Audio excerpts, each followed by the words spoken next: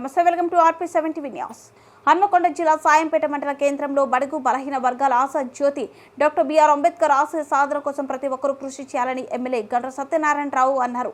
ఈ రోజు డాక్టర్ బాబాసాహెబ్ అంబేద్కర్ 133వ జయంతిని పురస్కరించుకుని భూపాల్పల్లి జిల్లా నియోజకవర్గం సాయంపేట మండల కేంద్రంలో కాంగ్రెస్ పార్టీ మండల అధ్యక్షుడు దూదిపాల బుచ్చిరెడ్డి ఆధ్వర్యంలో జయంతి వేడుకలను నిర్వహించారు.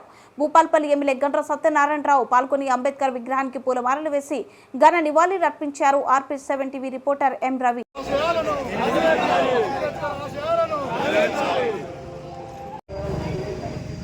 దేశవ్యాప్తంగా భారత రాజ్యాంగాన్ని రాసినటువంటి గొప్ప మహనీయుడు, అదేవిధంగా రాజ్యాంగాన్ని రాసినటువంటి నిర్మాత వారి ఆశయాలను, వారి సిద్ధాంతాలను రాష్ట్ర కేంద్ర ప్రభుత్వాలు ఇంకా అమలు చేయవలసినటువంటి అవసరం ఉంది.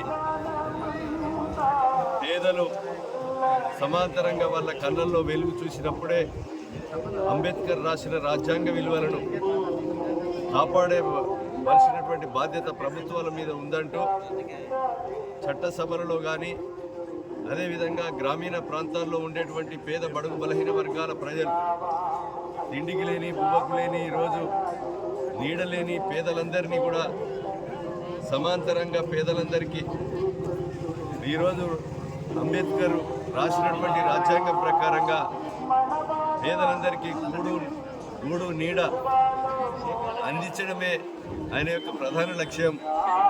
ఈరోజు ఈ దేశంలో వారి యొక్క రాజ్యాంగం ప్రకారంగా రాసినటువంటి రిజర్వేషన్లను పూర్తిగా అమలు చేసి వారి రాజ్యాంగం రాసినటువంటి 33 ఆర్టికల్ ప్రకారంగా ఈ రాష్ట్రం, తెలంగాణ రాష్ట్రము